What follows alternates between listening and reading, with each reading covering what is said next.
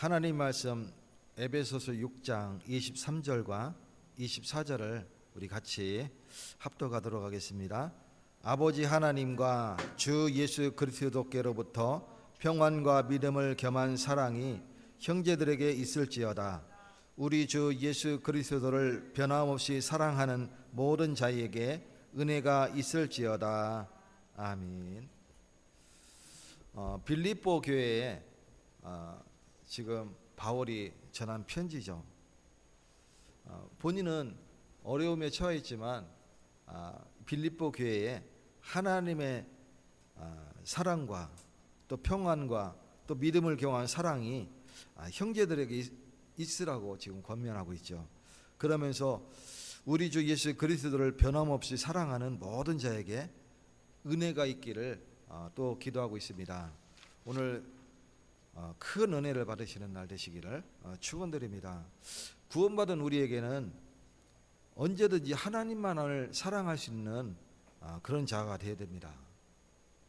구원받은 자가 하나님을 사랑하지 않고 세상을 살아간다 하면 그와 같이 이율배반적인 것이 없죠.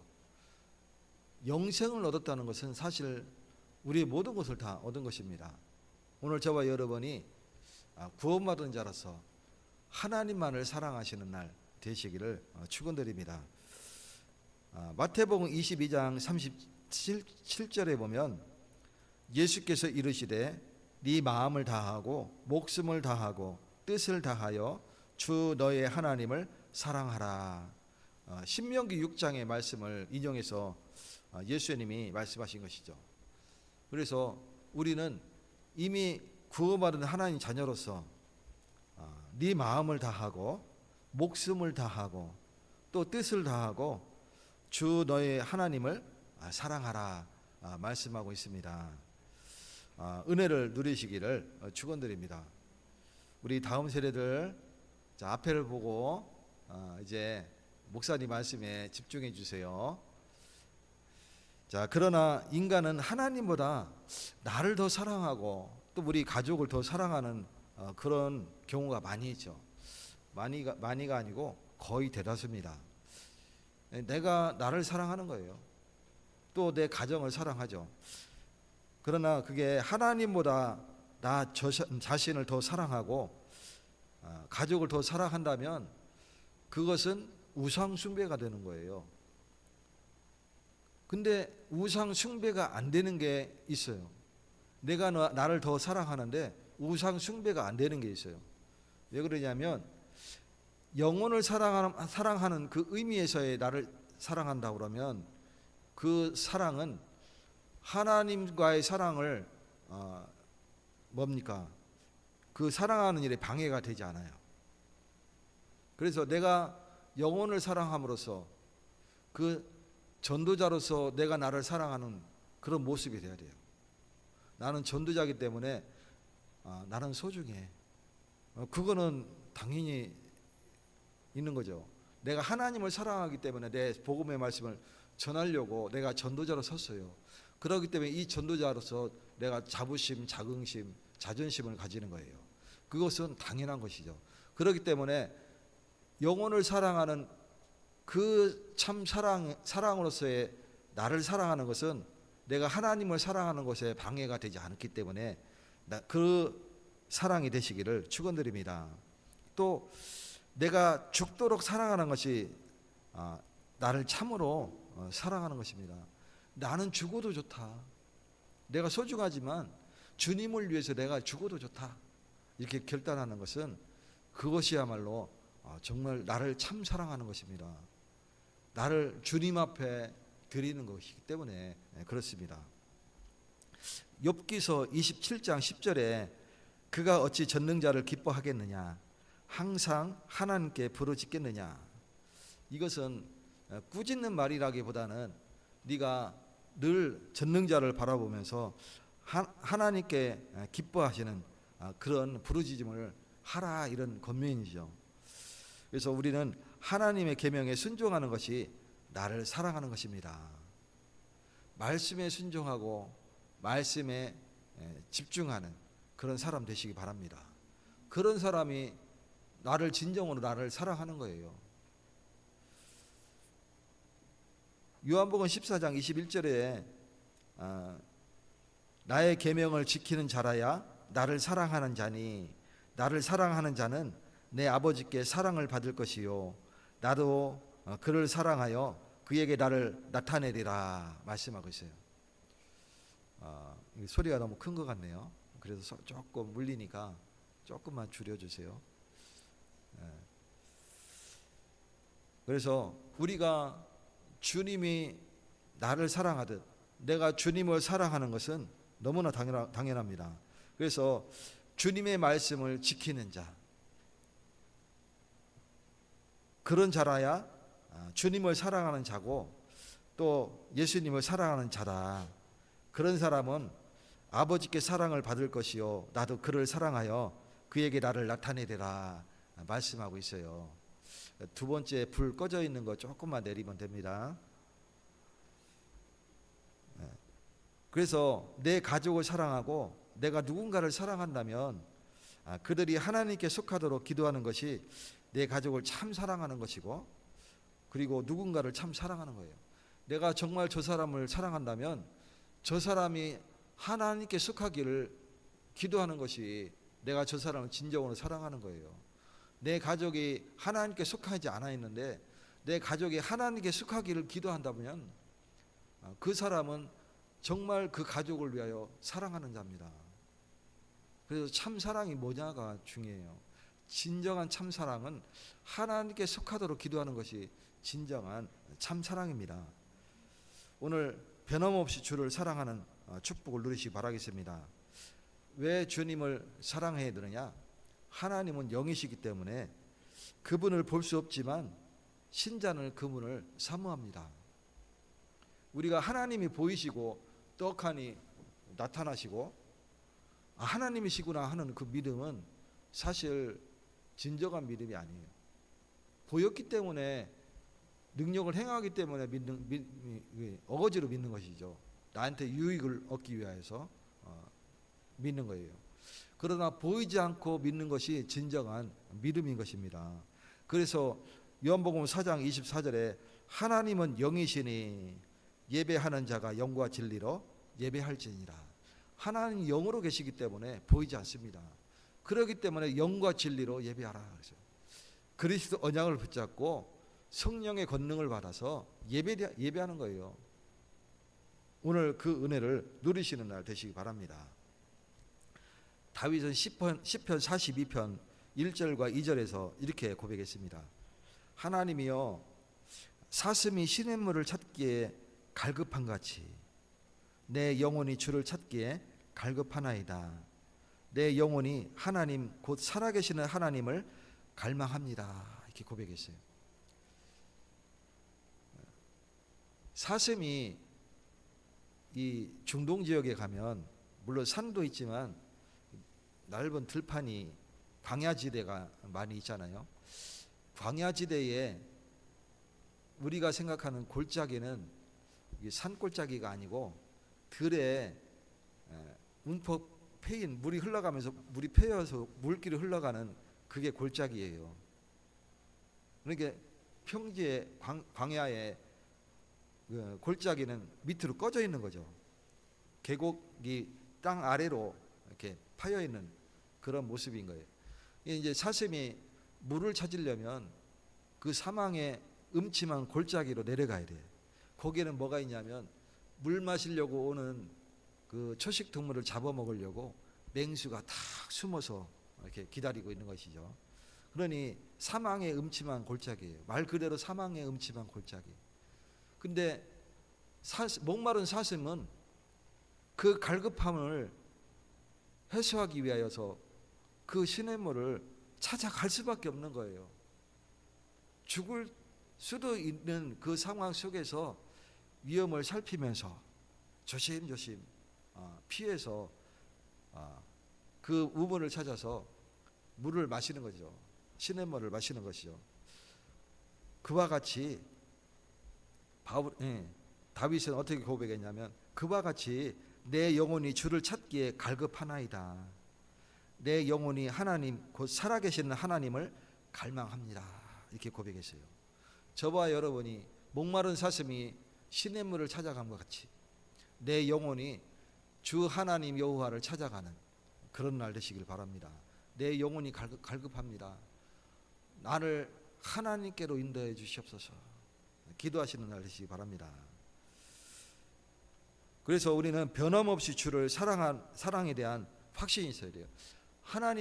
주님은 우리에 대한 사랑을 확신하죠.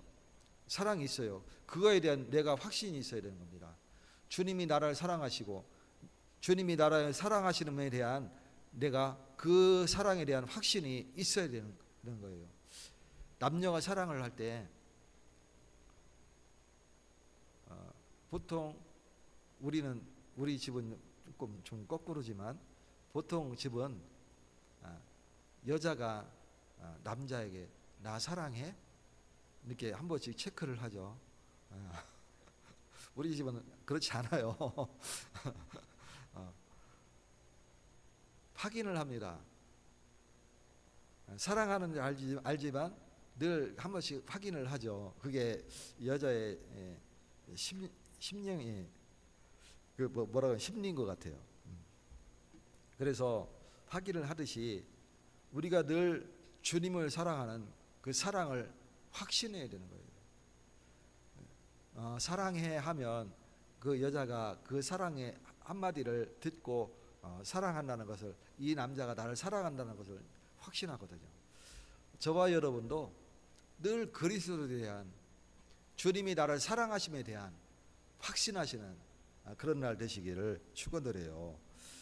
그래서 로마서 8장 35절과 38절과 39절에 보면 짧게 누가 우리를 그리스도의 사랑에서 끊으리요, 35절에. 그리고 38절에 나는 확신한다, 확신하노니, 이렇게 고백했어요. 그러면서 39절에 어떤 피조물이라도 우리 주 그리스도 예수 안에 있는 하나님의 사랑에서 끊을 수 없다 고백했어요. 저와 여러분이 이 고백이 있어요. 그 정도 확신이 있어야 되는 거예요. 주님이 나를 사랑하시고 내가 주님을 사랑하는데 어느 누구도 그 사랑을 끊을 수 없다고 고백했어요. 그 정도의 확신은 우리가 있어야 됩니다. 그 사랑의 줄이 그냥 고무줄 같아서 칼만 딱 대면 그냥 뚝 끊어지는 그런 줄이 아니라 쇠심줄로 딱 매여서 아무리 칼로 내리쳐도 끄덕없는 그런 줄인 줄 믿으시기 바랍니다. 그래서 우리는 끝까지 주님을 사랑해야 되는 거예요. 계시록 2장 4절에 그러나 너를 책망할 것이 있나니 너희 처음 사랑이 버렸느니라. 책망하기를 너희 처음 사랑을 버렸다, 이렇게 고백하고 있어요. 이것은 책망이면서도 사실은 번면입니다. 처음 사랑을 다시 회복해라 하는 번면이죠. 그래서 우리는 주님을 향한 변함없는 사랑을 강조하시고 늘 붙잡으시는 날 되시기를 축원드립니다. 그러면 우리가 변함없이 주를 사랑하려면 어떻게 하면 됩니까? 우리는 늘 망각하는 존재예요. 내가 늘 주님을 사랑한다고 고백하면서 뒤돌아서면 또 까먹고 세상을 쫓아가는 그런 나를 발견하게 됩니다. 그러면 내가 어떻게 주님을 늘 변함없이 사랑할 수 있느냐? 그것이 바로 주님의 변함없는, 변하지 않는 주님의 말씀을 붙잡는 거예요. 그 말씀을 붙잡고 내가 그 말씀을 지키는 거예요. 말씀에 순종하다와 말씀을 지키다가 같은 말이죠. 사실은 동의어면서 약간 달라요. 쓰임새가 동의어입니다. 같은 말이에요. 근데 약간 쓰임새가 다르죠. 주님의 말씀에 순종하다라는 것은 좀 협소한 의미에 내가 전적으로 신뢰하고 그 말씀을 내가 꼭 붙잡는다, 그러면서 그 말씀을 실천하는 거예요. 그런 의미죠. 근데 주님의 말씀을 지키다 할 때는 그 한순간이 아니고, 지킨다 할 때는 내 인생이, 내 삶이 주님의 말씀을 지키는 거예요. 삶 자체를 얘기하는 거예요. 변함없이 주님의 말씀을 지키는 자. 그래서 그 지킴은 말씀을 내가 믿고 붙잡으면서 말씀을 실천하는 그런 삶을 얘기하는 것이죠. 그게 말씀을 지키는 거예요. 오늘 저와 여러분이 말씀을 지키는 자 되시기 바랍니다. 변함없이 말씀을 지키는 자. 그래서 변함없이라는 것은 삶을 두고 하는 얘기잖아요. 그렇기 때문에 그 삶을 두고 하는 얘기이기 때문에 지키자라는 표현이 맞는 거예요. 변함없이가 빠져버리면 주님의 말씀을 우리가 순종하자 할 때는 그건 순종이 맞겠지요. 둘 다 뭐 교환해서 쓰거나 바뀌어서 쓰거나 상관이 없어요. 같은 말인데 쓰임새가 약간 달라요. 그래서 그것일 뿐이죠. 그래서 오늘 주님을 향한 변함없는 사랑을 우리가 지키면서 또 실천하시는 축복을 누리시기 바랍니다. 우리가 사람과 사람 사이에 약속을 합니다. 근데 그 사람과 사람 사이에 이 말은, 언행은 변합니다. 남녀가 아무리 자기 나 사랑해, 내가 당신을 사랑해 해도 그게 변하고 맙니다. 그때 당신은 변함없이 사랑할 것 같은, 평생을 사랑할게 하지만 사실 3년을 넘기기 힘들죠. 그게 사람입니다. 이 사람의 말은 거짓되고 또 과장되고 뿐만 아니라 유익이 없는 말을 많이 하고 또 해로운 말을 많이 하게 돼요. 그게 사람의 말입니다. 제가 아침에 새벽에 새벽 예배를 마치고 이제 집에 귀가를 해서 아침 식사를 하고 그리고 이제 아침 운동을 위해서 동네 한 바퀴 크게 돌고 계속 돕니다. 그래서 40-50분 이렇게 계속 걷는데 편의점을 지나가요. 근데 간혹 그 시간대까지 그 앞에 앉아서 소주를 둘이 마셔가면서 술 떡이 돼가지고 마셔가면서 쓸데없는 얘기 있잖아요. 지나가면서 얼핏 들어보면 정말 쓸데없는 얘기. 그게 새벽까지 마셔가면서 둘이 유대감을 나눈다고 생각하겠죠. 뭐 그런 얘기겠지만 내가 봤을 때 전혀 쓸데없는 그런 얘기를 하는 거예요. 이 사람의 말은 그렇습니다. 했던 말 또 하고 또 하고 또 하고 상대말 들으면 뭐 호응해 주는 것 같지만 사실은 다 잊어버려요. 그리고 도움이 되는 말이 별로 없습니다. 변함없는 하나님의 말씀을 지키시는 축복을 누리시기를 축원드립니다. 야고보서 3장 6절에 보면 혀는 곧 불이요 불의 세계라. 혀는 우리 지체 중에서 온몸을 더럽히고 삶의 수레바퀴를 불사른다 이렇게 고백했어요. 그 사르는 것이 지옥불에서 나느니라. 그만큼 우리 혀가 나를 사로잡고 나를 죽이고 상대방을 죽이는 역할을 하는 거예요.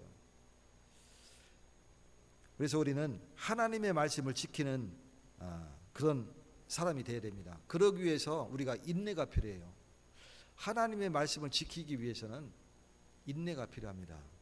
어떤 인내냐? 우리가 성도가 편안함을 추구하는데 성도가 너무 편안함을 추구하는 것은 사실 그가 뭐가 되냐면 결국은 그 편안함이 사람을 부패시키는 거예요. 우리가 전도운동을 30년 해왔는데 어느 순간 역사가 많이 일어나다가 어느 순간 정체가 되는 듯하면서 어느 순간 이제 줄기 시작했어요. 그것을 봤을 때 제가 느낀 건 뭐냐면 평안함에 안주하고 있구나. 같이 모여서 으쌰으쌰 하지만 사실 아무것도 안 하고 있어요. 그래서 편안함에 안주하고 있는 그런 모습들을 꽤 오랫동안 보아왔죠. 지금 제가 보아온 게 거의 20년 된 것 같아요. 그런 삶이. 그래서 정체되어 있고 오히려 그 수가 줄고 있구나라는 것을 느끼게 됩니다. 그래서 이 편안함은 결국은 부패하게 되는 거예요. 반대로 우리는 말씀을 지키기 위해서는 고난도 참을 수 있어야 돼요. 성도가 편안함을 얻는 것을 참아야 되듯이 우리가 고난도 참을 수 있어야 됩니다. 고난은 우리에게 낙심을 가져다 줍니다. 고난이 오는데 낙심하지 않을 사람이 누가 있어요? 낙심하게 됩니다. 믿는 이 목사도 고난이 오면 낙심되고 그래요. 그러나 그때마다 주님의 언약을 붙잡고 우리가 하나님 앞에 무릎 꿇고 기도할 수 있는 자가 되어야 됩니다. 그래서 우리는 고난도 오히려 참으면서 이것이 오히려 하나님 앞에 아뢰면 주님은 이것을 다 합력하여서 하나님의 뜻을 이루도록 축복하시는구나, 그것을 우리는 확인하게 됩니다. 그러면 왜 우리가 끝까지 말씀을 지켜야 되느냐? 그 말씀하신 주님이 다시 살아나신 주님이시기 때문에 그렇습니다. 고린도전서 15장 3절과 4절에 성경대로 그리스도께서 우리 죄를 위하여 죽으시고 장사 지낸 바 되셨다가 성경대로 사흘 만에 다시 살아나셨다.